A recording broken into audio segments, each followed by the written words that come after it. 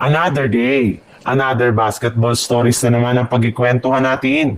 At ngayon nga ay ang pag-uusapan natin ang request ni JJ Redick sa Los Angeles Lakers at ang pagkabanalo ng Golden State Warriors laban sa Los Angeles Lakers.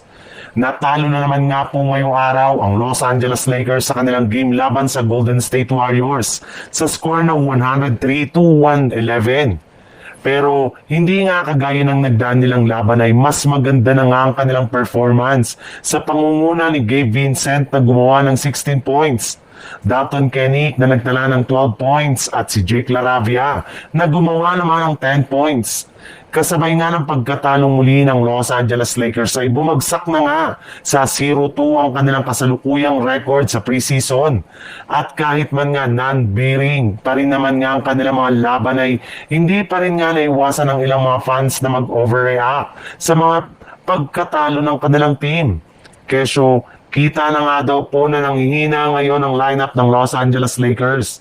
May iba pa nga dito na nag-advise na kailangan nga daw pong gamitin ni Coach JJ Redick si Austin Reeves bilang 6th man sa kanilang rotation upang sa ganon ay makabuelo siya ng galaw sa tuwing ipinapasok siya off the bench.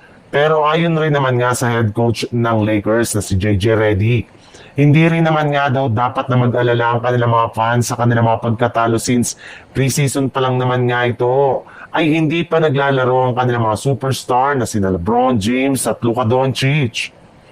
Sa ibang balita naman, nagawa nga agad ng Golden State Warriors na makuha ang panalo sa kanilang unang preseason game laban sa Lakers, kung saan kahit man nilimitahan nito ang playing time ng kanilang mga key plays, ay nagkaroon pa rin sila ng magandang performance kagaya na lang ni Stephen Curry na nagtala ng 14 points at Moses Moody naman na nagtala ng 19 points.